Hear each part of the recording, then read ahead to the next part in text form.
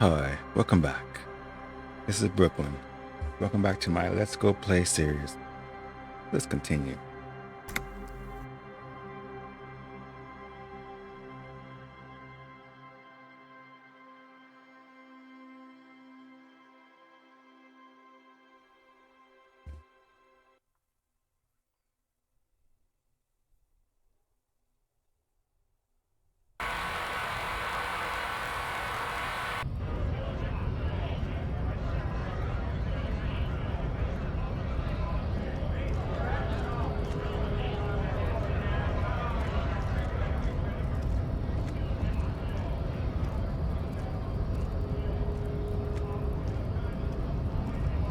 Hola, Wandering Man.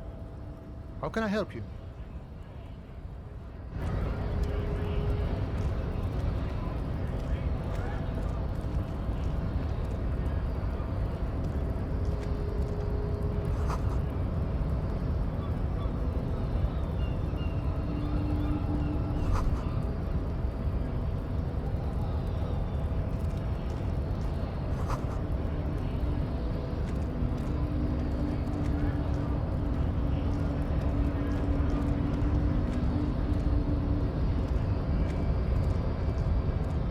Your body betrays your degeneracy.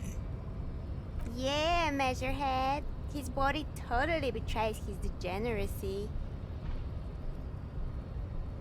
Your body does not betray your degeneracy. That's a lie. You're in great shape. Don't say anything. Size him up first. Are you admiring my morphophysiology? It must be frightening to stand in the shadow of this racial pinnacle. Be calm, Sandwich. You are not in danger, because you are not a threat to me.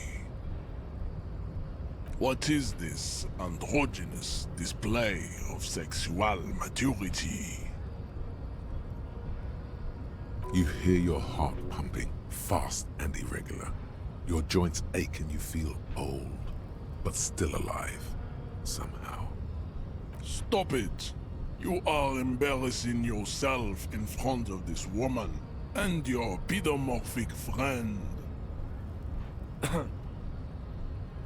This display of weakness may appeal to older women with a stronger maternal instinct, but it is a liability here on Battlefield Martinez. Jean-Luc, his body is betraying his degeneracy pretty hard. Maybe you can ask him to leave. What do you mean by body betrays my degeneracy? You have succumbed to Al-Ghul. You reek of it. An invisible sword of Al-Ghul emerges from your throat. You cannot see it, but others can. It is making the woman in my company sick. Wait, Agu? Yes, Al-Ghul. What is Agu? Al-Ghul is an ancient Ilmaran poison, a parasitic fungus that has colonized your race. It is a trick the desert pygmies played on you for humiliating them and stripping them of their land. You mean alcohol? Correct, my small skull servant.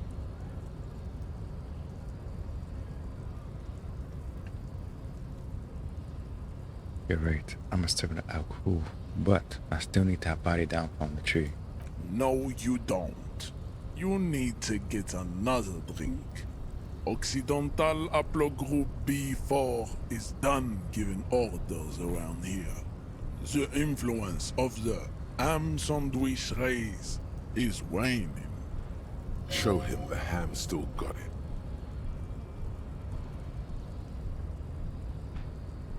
I am the police. I need you to comply now. Jerking motions, signs of a late-stage neurodegenerative disorder. How far the Occidental Haplogroup has fallen. You were once a noble and powerful race. You gave the world eugenics, electricity, and powerful weapons of war like missiles and aerostatic aircraft. You made great gains in metallurgy, race theory, and statecraft. You dominated lesser cultures, like the deformed Hemians and the inexplicably potato-obsessed Kroikos. But now your ascent to the genetic summit has halted. You are obsessed with sadness and with frivolous pop culture. You will be superseded. Isn't that right, babe? It is, baby, yeah. You know it. There is a button right behind him, just out of reach. It must be the one that opens the door to the harbor. This man is not budging. Let's hope his superiors inside are more cooperative.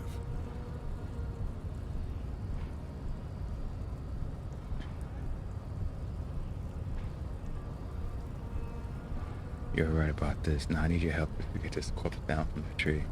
Enough with this begging.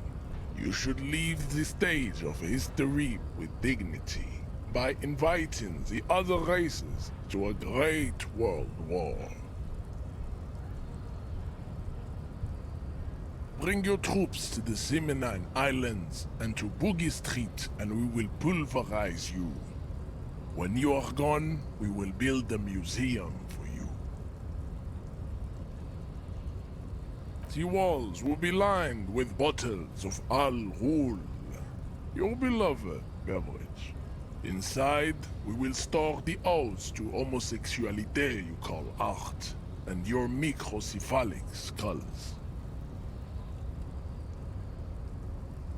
This is your chance. He's talking.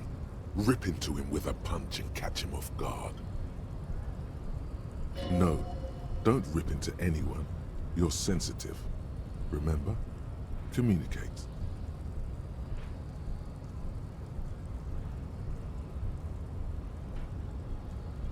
You sip in you, don't you? Aren't they white? Don't be vulgar. White or not has got little to do with this. The race enigma runs much deeper than that. There must be some friction there. He's keeping it well hidden, however. Yeah, but you still serve them. How does that factor into your life? Mr. Clare is a man of vision and means. He has the will to confront polycultural capital. Something your race, naivistic communists, never did. Also, to serve is noble. It takes discipline. Your petulant individualism has only contributed to your race failure. It is lax and moronic. Individualism is my jam. Jam. Individualism. You have gotten these ideas from degenerate youth culture, have you not? You have picked them up from rock and roll songs? Your culture does not affect my thinking. Of course it does. You are a degenerate individualist and a rock and roll rebel. A pawn of international finance, just like the rest of your ham-colored race. I am not surprised you enjoy it so much. This has happened to many of the side products of the inevitable cultural victory of the Seminese race. Wonderful. I need to enter the harbor now, or will you take the body down yourself, maybe? What you need is to come to terms with extinction and never getting that dead body down from the tree. Kim, what do you think about this? I think this racist is better than the last, but the next racist will be the really good one. How do you know there will be a next racist? There always is. Race is reality. Know anything about this mug? He does not so much as glance at the object. Know about it? Know anything about it? Stop showing me your pathetic cup. I have no interest in it. Does he strike you as the kind of man who puts mugs into trash? What are those tattoos of yours supposed to mean? Racists are generally not very good examples of their race. I am not like them. I am craniometric perfection. I have taken the trouble to permanently draw a phrenologic grid on my skull and features. This should dispel any doubt. True, that is a noble cranium, but you got a hard noggin yourself. The criminology. Metric perfect, and my race does not stand a chance. Correct.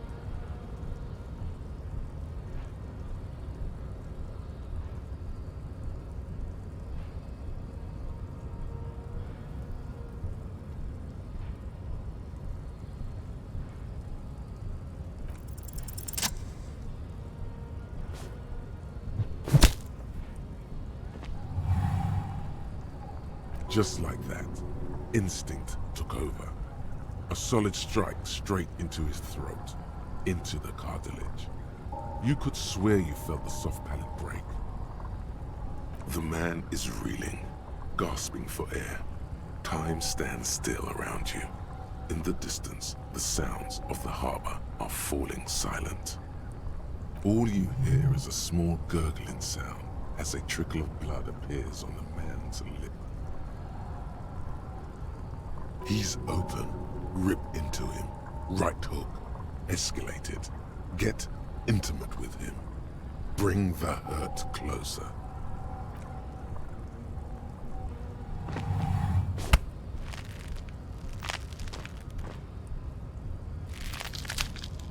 Oh God. Wrong move. Your head is in his hands, like a pair of forceps crushing you, and you can feel every jewel. Say it. I am a degenerate drunk. Take the pain, goddammit. At least take that. Even under the increased force on your skull, there is no pain. Just the sound of your own blood gushing in there, feeding your mind with oxygen. You are a poor player of physical chess.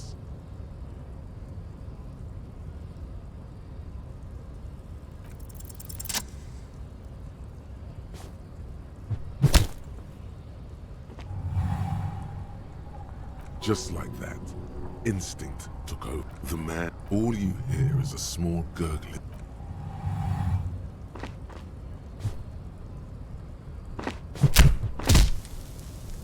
Oh, I do not think that would The work. man lands with a dull thump, like a broken down puppet of muscles and sinew. For a moment, he still tries to keep his head up, dazed eyes looking at you with unimaginable surprise. To your left is the button. Welcome to Reservoir. As you slam your fist on the button, the man collapses entirely, his head rolling to the side. Looks like you're the new measurehead now. No one is the new measurehead. Let's go before he gets up.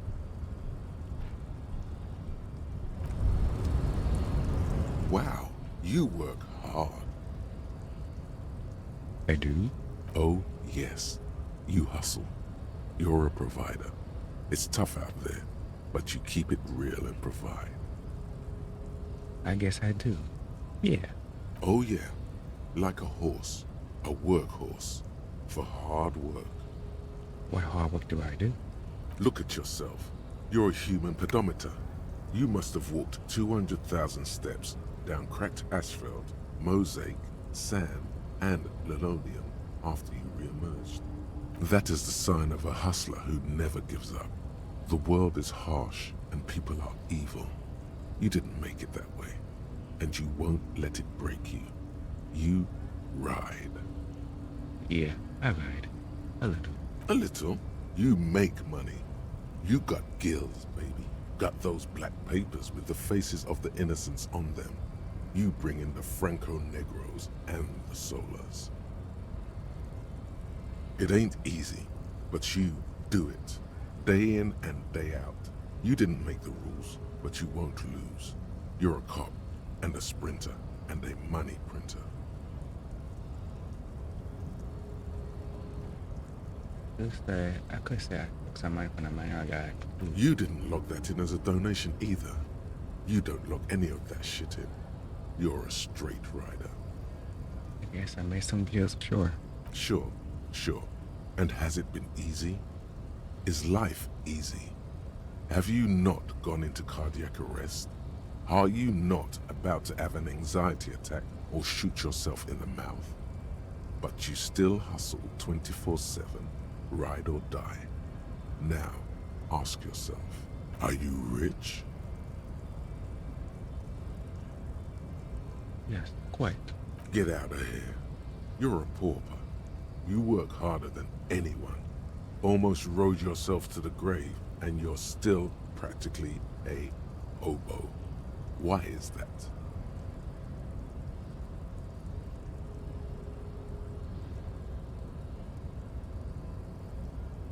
The system is broken. Boo-hoo.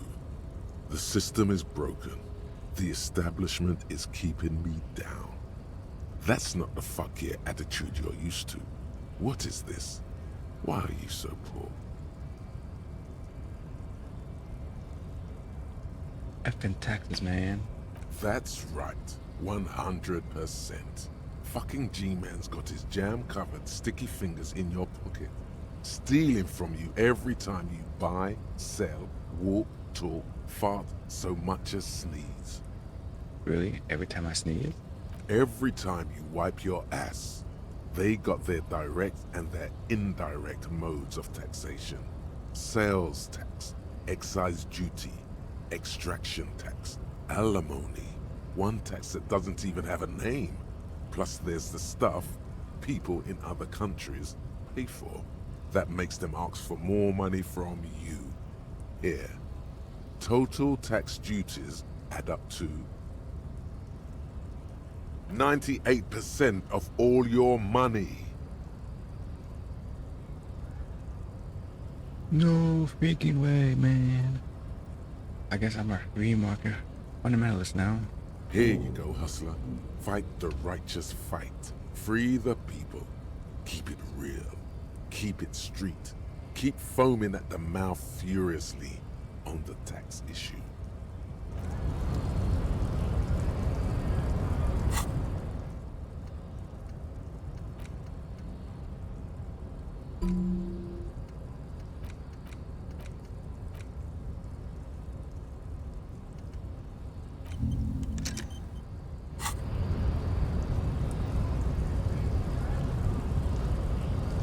I'd appreciate it if you didn't force us into situations where I may have to shoot random civilians, because that won't get us anywhere.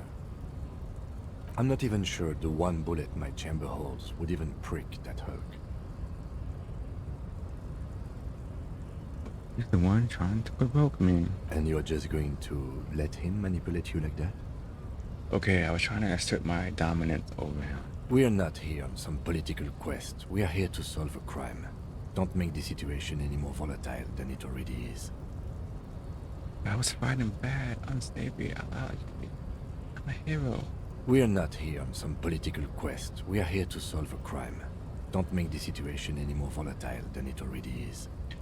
How else are we gonna get through the gate? There must be some other way. Let's go see the yard again. It faces the other end of the harbor. We're done with Measurehead here. Can't promise that. I might attack him again. The lieutenant groans, but doesn't say anything. That's right. You should do it again. It's the last thing you'll be expecting. It's clear you like the hard stuff, Bruta. The what? I like my stomach's growl. Evening falls. The time has come to take the vow. Vows? The vows are blood and flesh. What's my lower intestines going on about? Lower intestine. The term is metabolic and circulatory system. Okay, but what's the hard stuff? Fascism, Brota. What's fascism, though? Many things, but it's mostly about trusting your gut. Who does your gut tell you is the source of Revachot's problems? Hebrew? Financials? Yes, them, but also women. Woman? Women, men of war. You don't like them. They're insane. Their idiocy needs to be scrubbed off this world with rubbing alcohol. Woo men need to go back to the fucking kitchen. That's what fascism boils down to. The rest is also important. But the main thing is that woo men need to know their place. Am I having some kind of stomach seizure? Stomach truth. You're having a stomach truth. Why am I getting this? Because you've said the hard things that others won't say. The good things, you've said them many times. Fascism sounds so bad, though. What if we call it something else, like renditionalism? Okay, yes, let's call it that. Good thinking. Okay, stomach, I made up my mind about fascism. You're going to keep your views, right? Keep your views, Brota. I will keep my woos for the glory of the revitalization nation. For the nation, smart. Best not to mention the women too often. That's why you're the head and I am the stomach. No, fascism is about industry and politics and nationalhood, not women. I'm absolutely okay with women. Of course you are, Bruta. Of course. Pat your stuff.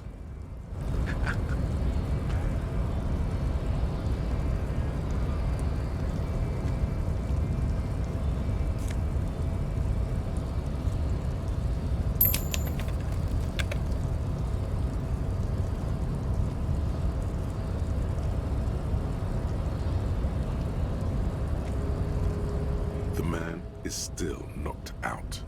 He breathes slowly and steadily.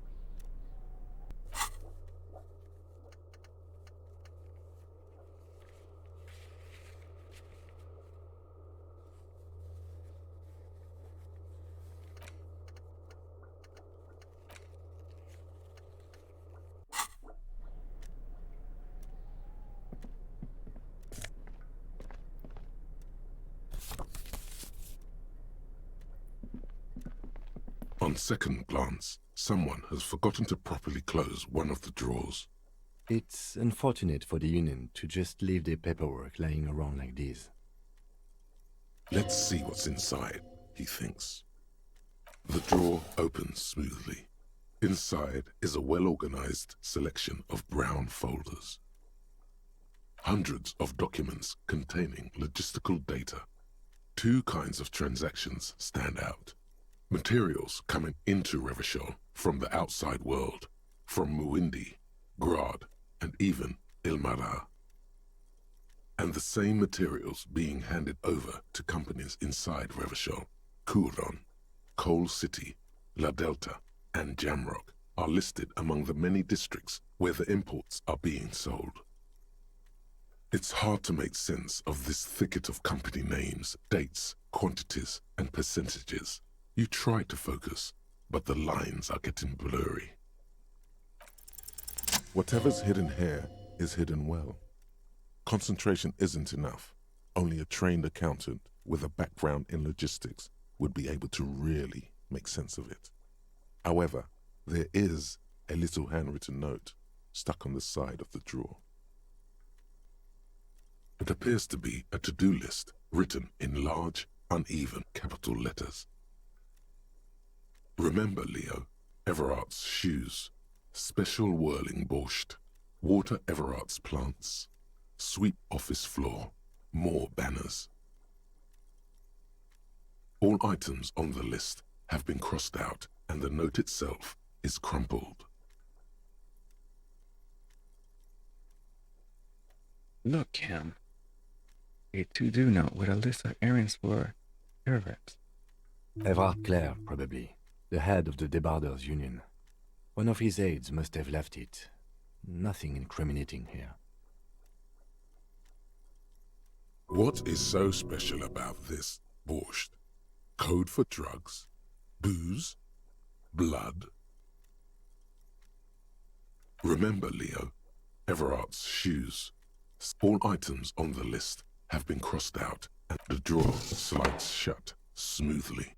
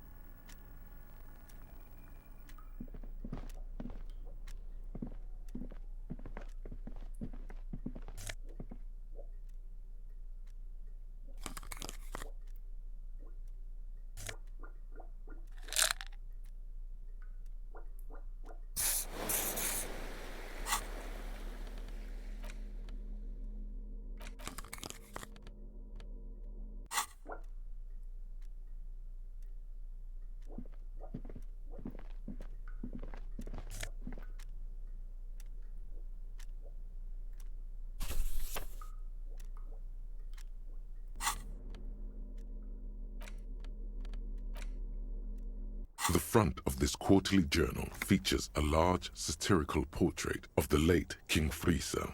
From the sides of his head, a pair of white antlers spread to the corners of the cover. Because white antlers are one of the symbols of communism, they represent a society in accord with the natural world and at the same time above it. Why Friesel? Because Friesel was incompetent, foolish, and cruel. In short, the embodiment of everything the communards wished to overthrow. It's satire, you see. To your disappointment, there aren't any full-color pictures to direct your attention. Just column after column of closely set text, interrupted occasionally by little doodles in black and white. After rifling the pages with your thumb several times, you return to the table of contents. The magazine is divided into several sections: international development, Kunst und Kultur, and local concerns. Just inside the cover, there's also an editor's note. Comrade, as you know, this journal takes its name from Mazov's immortal expression, Du cristal à la fumée. This was his way of describing the way the rigid, crystalline structures of capitalist ideology turn to smoke under communism. But, like the structures of capitalist ideology, we too are at risk of going à la fumée, unlike many publications which are content to spoon-feed their readers reassuring drivel. La Fumée is committed to telling the radical truth, even when that truth may drive away potential subscribers. So please, if you value our radical Mazovian perspective on contemporary politics, culture, and international affairs, please consider subscribing today. Yours in struggle, the editors.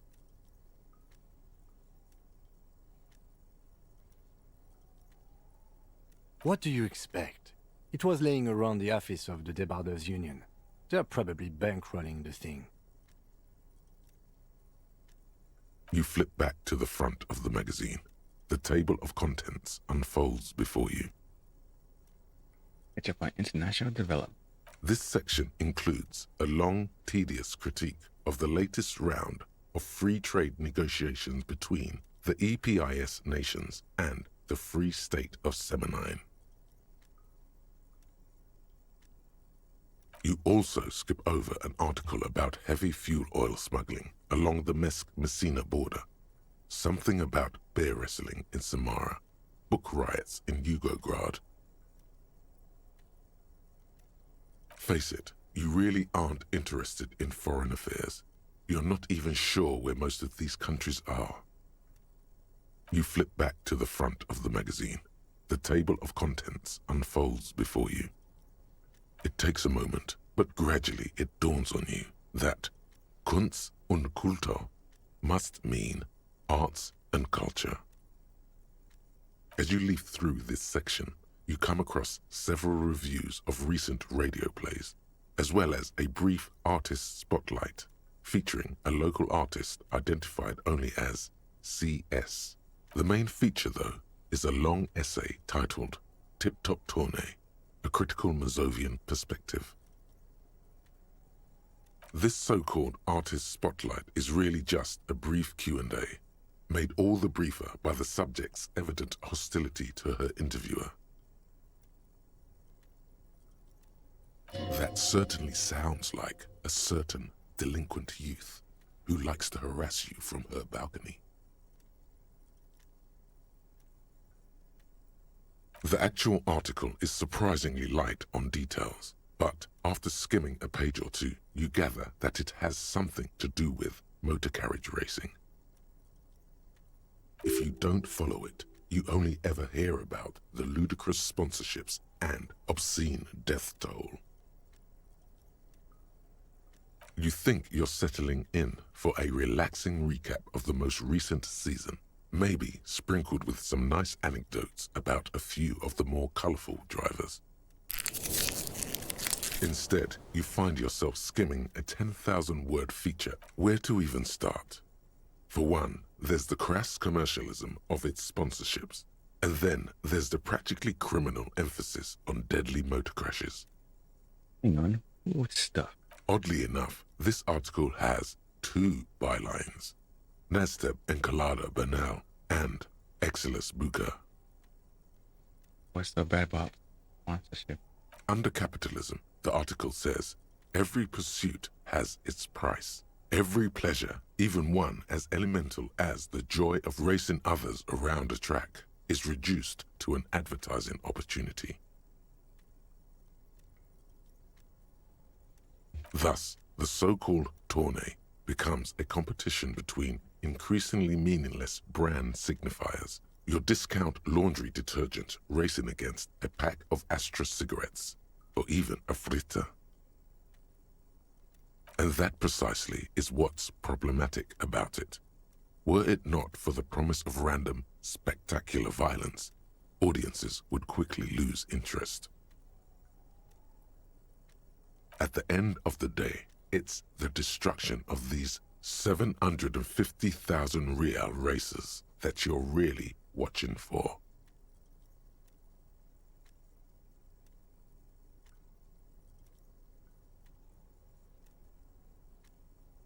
You're right, I really am just in it for the violence. You see, one cannot avoid the conclusion that tip-top tournée is simply the apotheosis of spectacular entertainment under capitalism.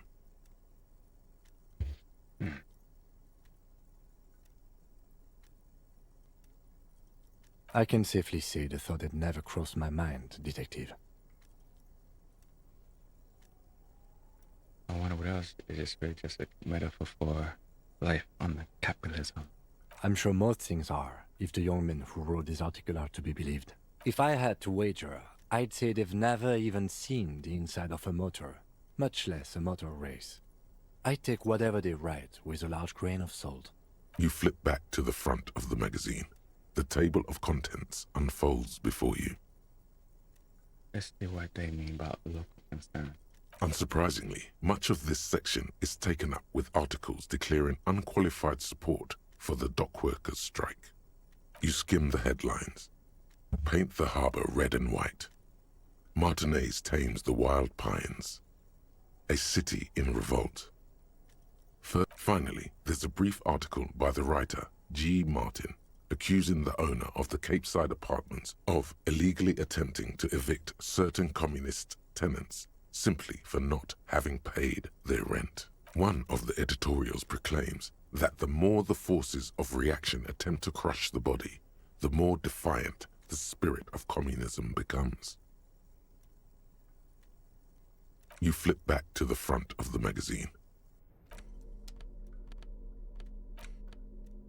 It's just a racist mug. What's there to read here? Not much. Oh boy, here we go. What are you going to say about a broken, tossed-away mug that you dug out of the garbage?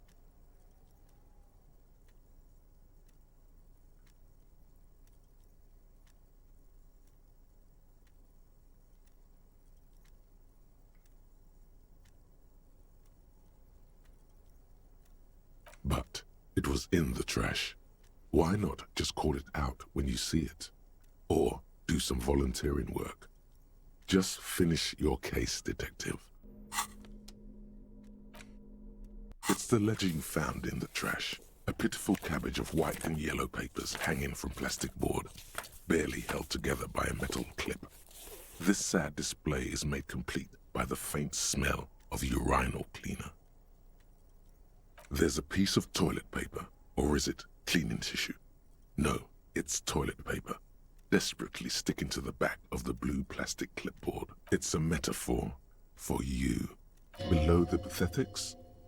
Terror. Do not. It's just toilet paper sticking to the back of the plastic clipboard.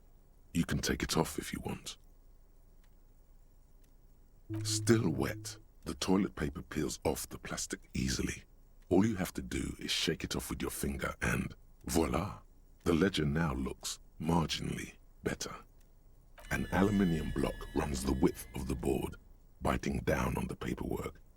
Its crocodile teeth are the only thing keeping the papers together. A regular pencil, the tip worn down to nothing, has been attached to the clip. The surface is interrupted by a silvery sticker. It's rectangular, sparkling with iridescence. You don't know how you didn't notice it before. Lieutenant, is this one of your hologram watermarks you mentioned? What? Yes, halogen watermark used for adding information to RCM property. Interesting. What kind of information? It depends. Aside from an anti-counterfeiting stamp, mine has my station number and address. The information varies by date of issue. How many years you've been on the force, he's thinking. It'll have that. Your kill count.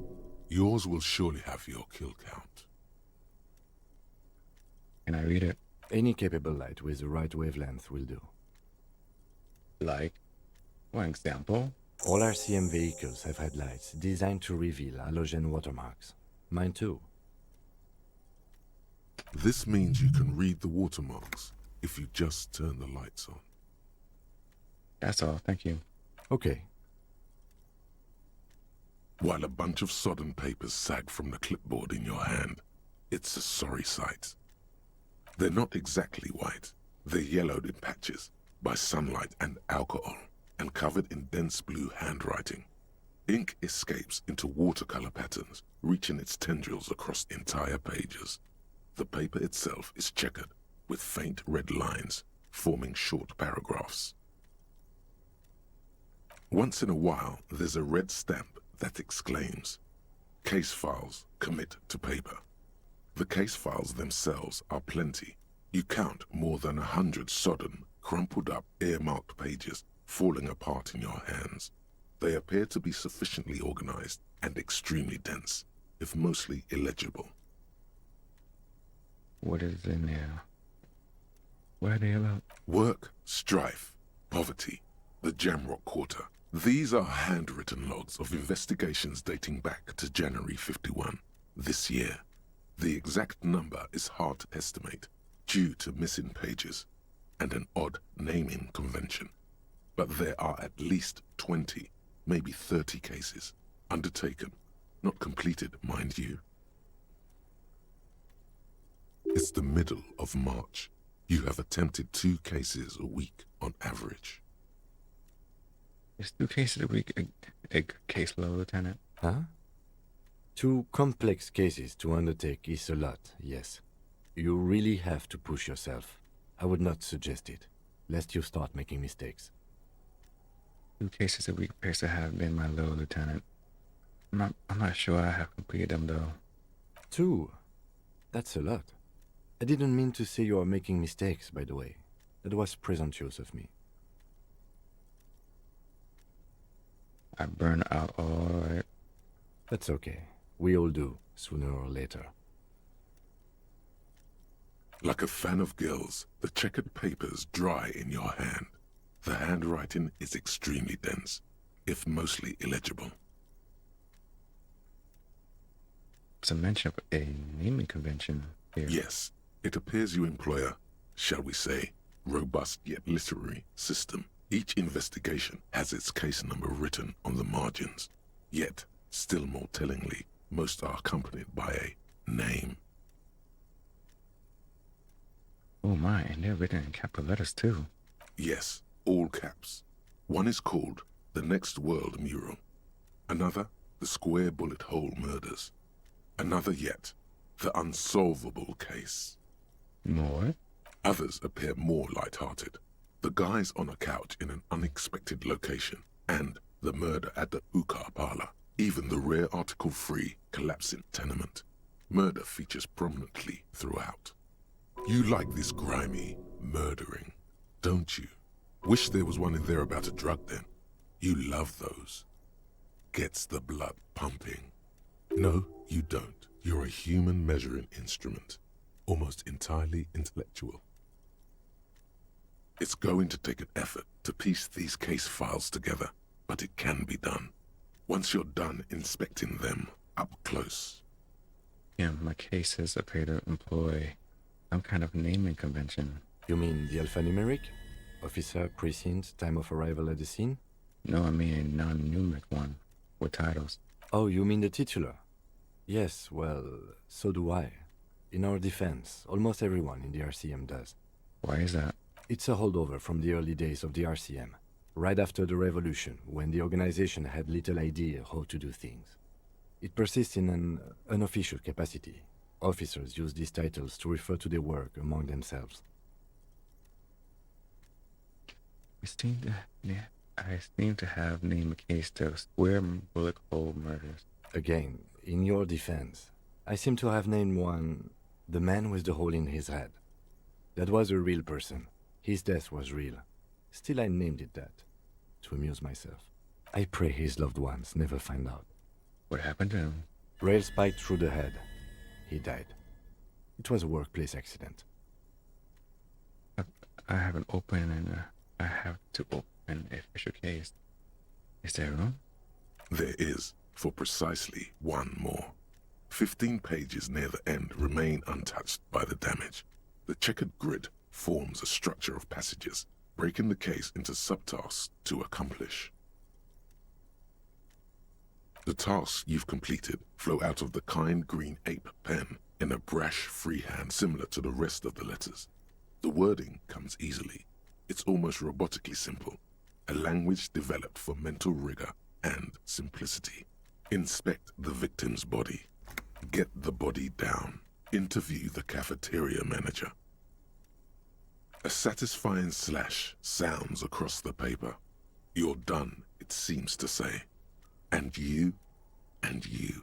And a fuck you to you too. That last one cuts a slash right through the paper. Things to be done and things already done. The composition of reality. This is an extremely useful tool for a detective of the citizens' militia. Now all that remains is to name the case. And have you, by any chance, named our case? No, actually. Any ideas? The Hanged Man. Great. That's great. That's actually what I was thinking too. The Hanged Man. Good, strong name. We have a very good name for the case now. I'm going to start calling it the Hanged Man. It's good we sorted this out. You don't exactly close them, so much as distance yourself from the smelly papers.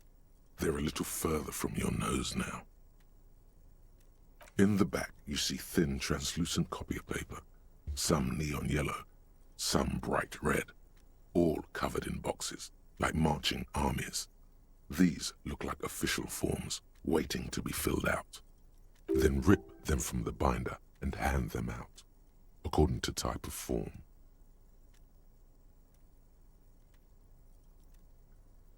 What types of forms are there? 3. The topmost are misconduct fines. The middle ones are station calls. And the bottommost are field autopsy forms. Each is easy enough to make sense of.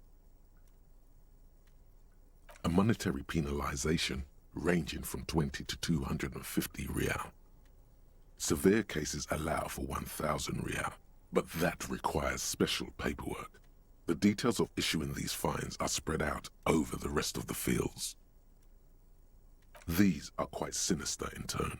They give a date and time for the person to appear at the specified precinct police station. Below the call are the criminal charges you risk by not appearing. A dozen pages of thin copy paper, bright red in color.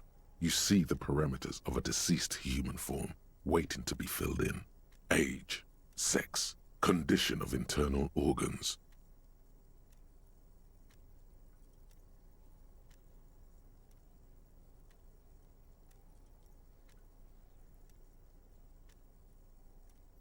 Color of the irises, predation marks, condition of sexual organs. Yes, all that remains now is to fill those forms and hand them to people. Fines for wrongdoers, interview requests for bad guys, and field autopsies to dead guys. The rest of the stinking cellulose is much worse for wear. Being sandwiched between the board and the rest of the paperwork must have spared the fragile copier paper. It's made of dark blue plastic, hard enough to beat someone to submission with. The edges are rounded, however. The U4 size board feels thick and heavy in your hand. Light shimmers on its wet surface. On the back you see the embossed letters, RCM. Blue. The blue heart. Don't look into it. Something rattles inside, ever so lightly. Is there a hidden compartment? The plastic shimmers like lapis lazuli, but it is not see-through. You cannot see to its center. There's pain in there, if you want some. That much you know.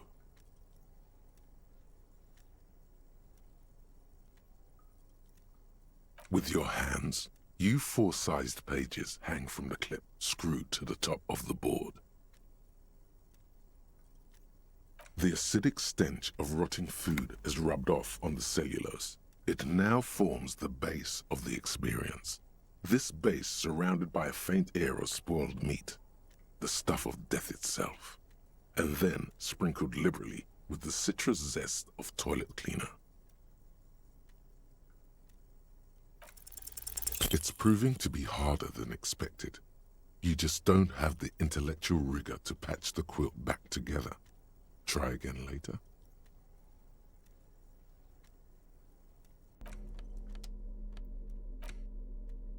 The worn map features the patchwork grid of the streets of Martinez, with directions to appropriately touristy locations. Year 48 resides on the upper right corner.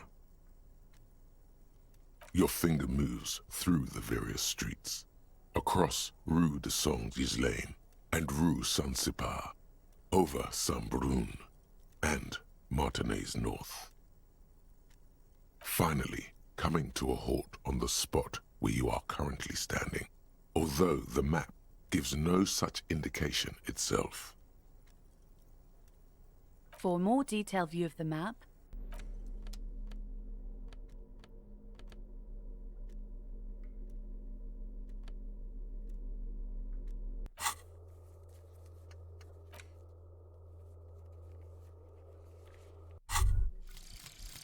The 15th Indo-Tribe. Because there was. The 15th Indo-Tribe was comprised of 8 kids from Forberg and North Jamrock, running from wild dogs in the valley, hiding scents under rocks, and lonesome, long way home. Here we go. Home awaits. Walk past Station 41 and through the market, past the Boogie Street spearhead to the other side of the lake. Indirect modes of taxation. Turns out those Financial Oversight Committee gangsters stuffed millions of hard-earned dividends away in the last place anyone thought to look. The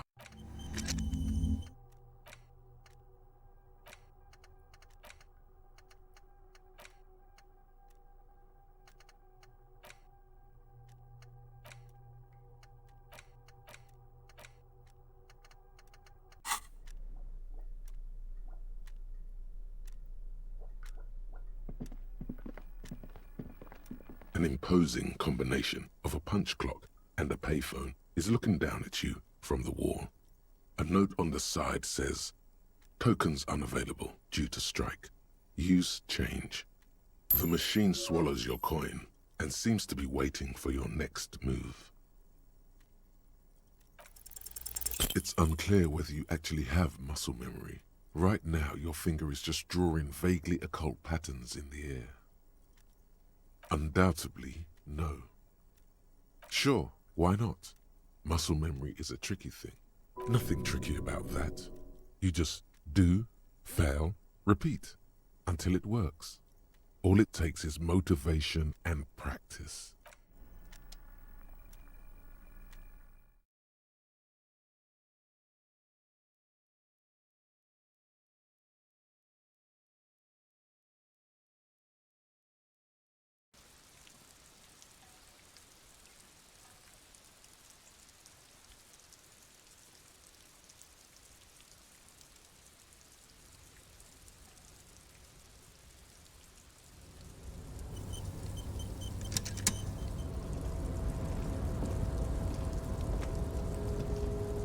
The tarpaulin cloak is still hanging on the railing. The white rectangle of the Revachol Citizens Militia is clearly visible on its back. As your fingers touch the tarpaulin, it almost feels like the cloak wants to deliver a message of comfort through your fingertips. I will shield you from the elements and give my life for yours. That's what the cloak is relaying.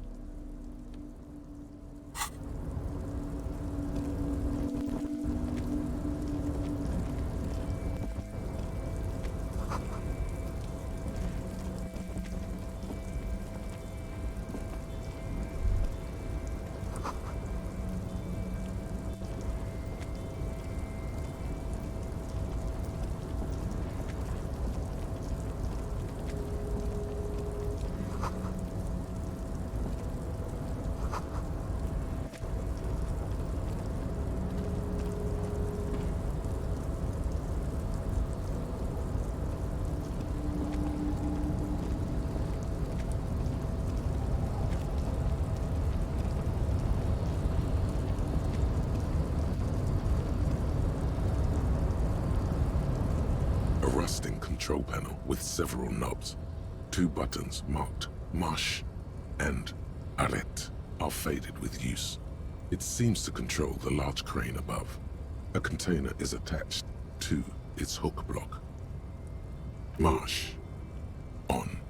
Arrête. Off. With a loud grind, the crane shifts overhead, moving a massive metal container through the air.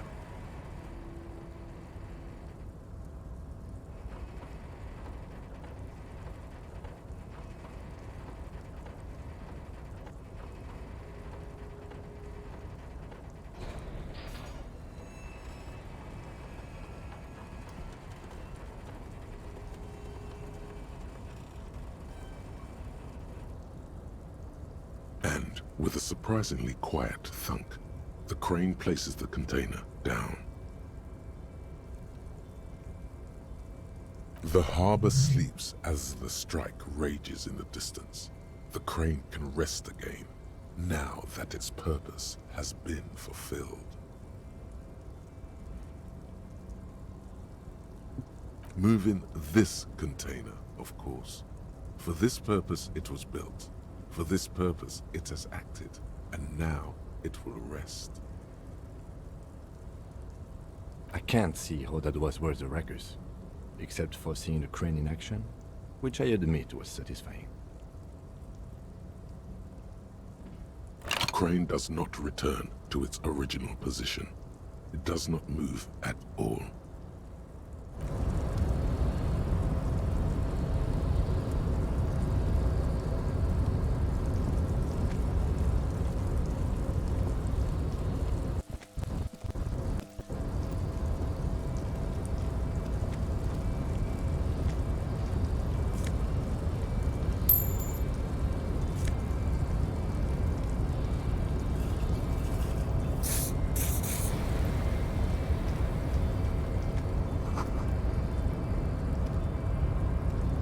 We should think about calling it a day, maybe. The nights are still miserably cold this time of year. You should take care of that, then. Let's talk to him anyway. An officer of the RCM shouldn't be sleeping in the street. We'll figure something out.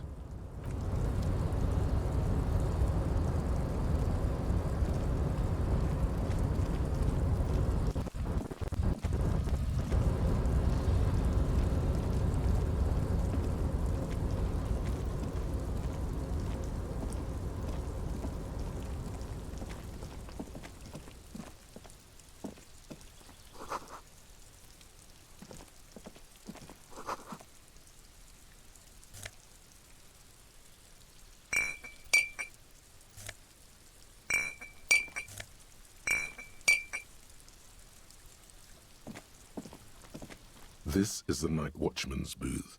The name on the door reads, René Arnaud. Listen, it's okay to take a few minutes to yourself. Sit down and have a breather. If you must. But please hurry. We are pretty easy to spot up here. Nothing incriminating catches your eye. The cabinets are clean and their sparse contents meticulously organized. There's a framed photograph on the table. It's a black and white photo of a young couple out in a street fair. The man, René, is dressed in a Royal Carabinier uniform. The girl is young and very pretty. She is smiling playfully at the camera. Why did you take that picture of René? Thinking about it. You're really interested in that old soldier. Not sure I understand your fascination, but sure, as long as it doesn't take up a whole lot of time. The chair is not as austere as the rest of the booth. A thin grey pillow is attached to the seat, secured to the stiles by black ribbons. Stale air floods through your nostrils. Not a single mote of dust floats inside your lungs, though. The inside of the booth is immaculate. The drawers are empty, save for old timesheets and receipts. One small box, however, does hold some cheap painkillers. They are slightly out of date. You take the painkillers. They are yours now. Oh boy, where to start? elevated risk of dementia, mini strokes, prophet's disease, sudden death, hair death, erectile malfunction, critical flatulence, watery blood, black mucus, uncontrollable weeping, increased sensitivity to La Opera, inoperable joint disorder, total spinal collapse. Yeah, probably not a common side effect. Maybe this was a bad idea. You stand and exit the booth.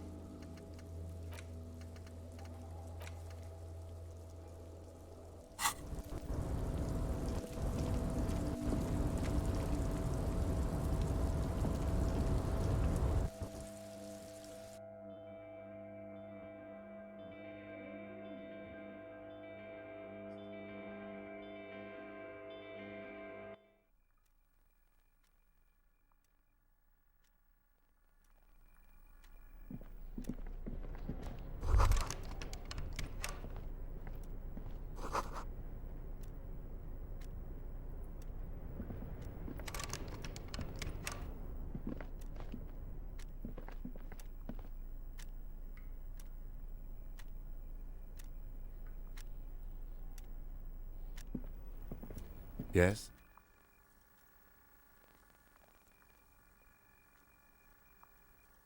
Excuse me?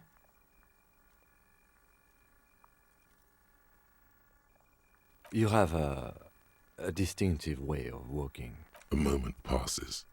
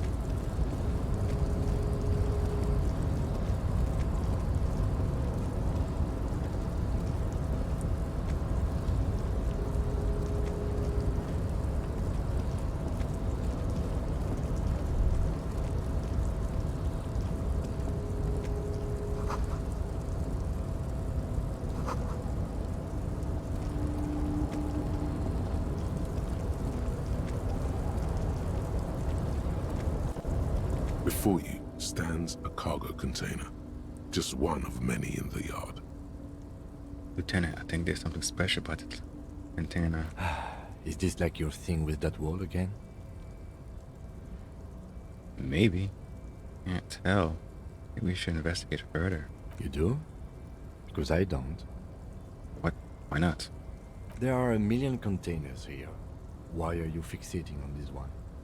It was hanging from the crane. You just picked one out because you wanted to interact with a cargo container. We are not here to interact with containers. We are here to get the body down from the tree. No reply. You attempt to turn the handle, to no avail. The doors seem to be mechanically locked. To your left, the lieutenant considers your actions with some puzzlement.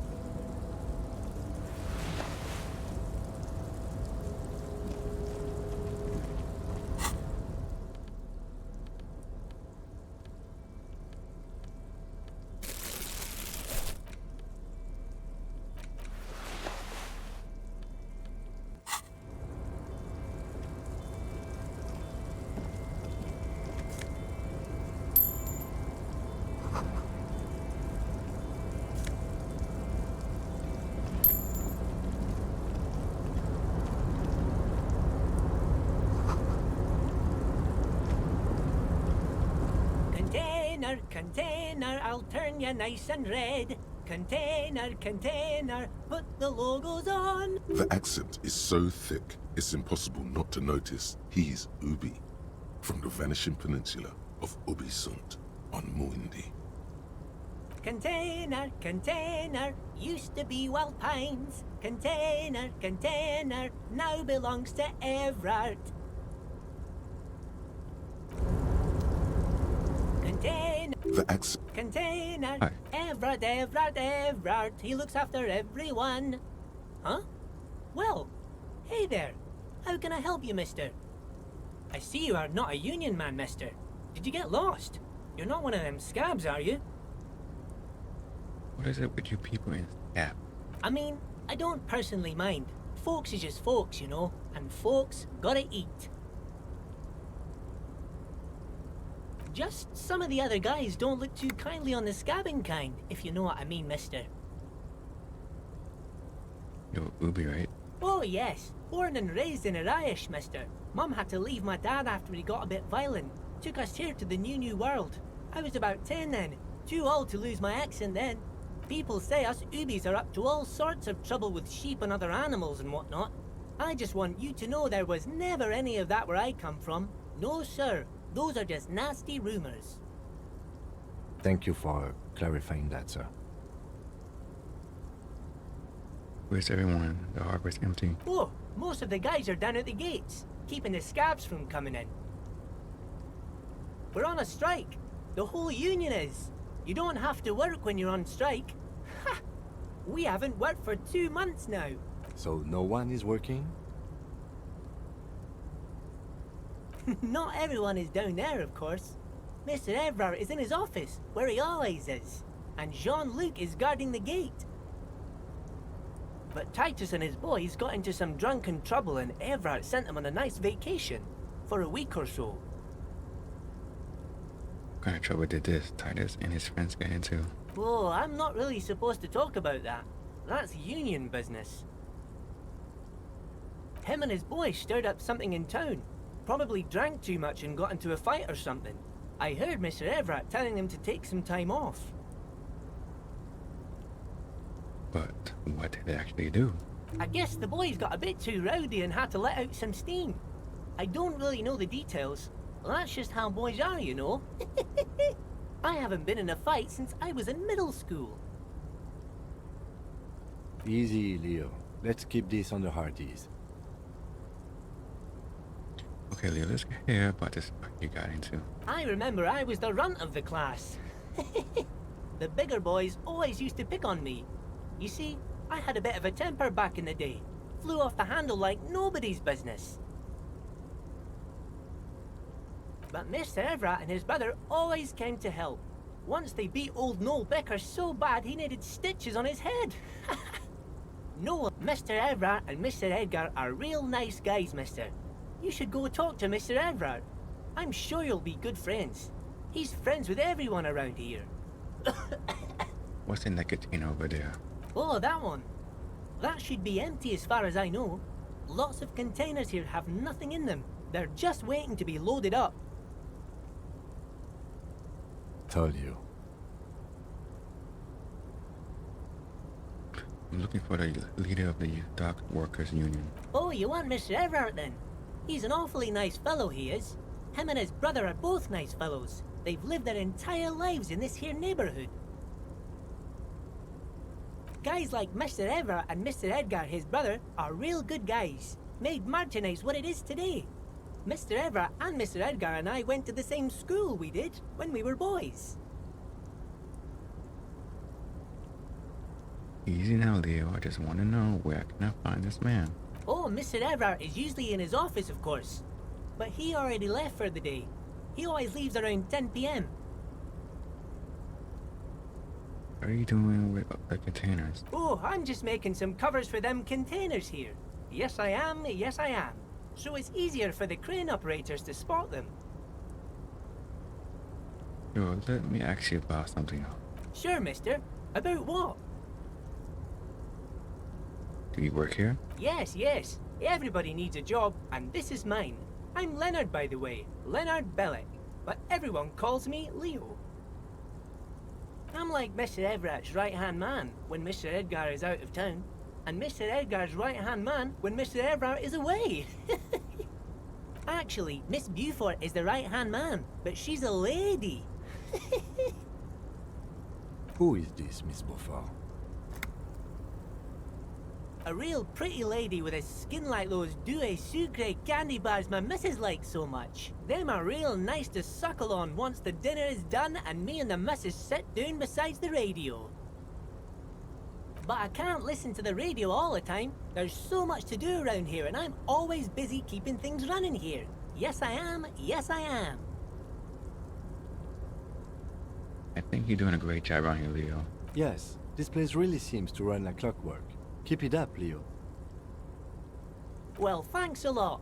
Coming from you, it means a lot, really. Sometimes I feel some of the guys don't really get how much I bust my ass for them here. But you guys are alright. Are you the Leo who wrote the note to make more banners? Oh, yes, yes. I leave all kinds of notes for myself. That old head of mine ain't so good at keeping things in no more. I almost forgot about the borscht. What about the borscht? Oh, yes. I've been taking special whirling borscht to the men every day since the strike started. It's very, very good. Makes a man feel so warm and happy. I feel like I could take on Mr. Renadan's boar dogs every time the lunch is done. Power borscht, huh? Never heard of a borscht that turns little guys into dogfighters. Alcohol, however.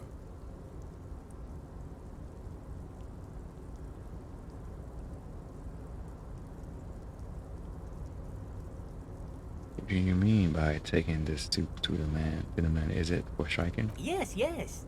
I'm taking it to them. The borscht keeps them happy and in fighting spirits. Makes you all warm inside. They brew it in the whirling in rags. Well, look, who makes it at the whirling? Oh, the whirling's cook. He makes it. Them is always talking with Mr. Manana in that weird language and laughing together. He doesn't speak what we speak. He's from Grad. Like the borscht is like, I'm gonna look into it. Oh, sure, mister. Sure. You do that. Yes, sir. Okay, I'm off. Bye-bye now.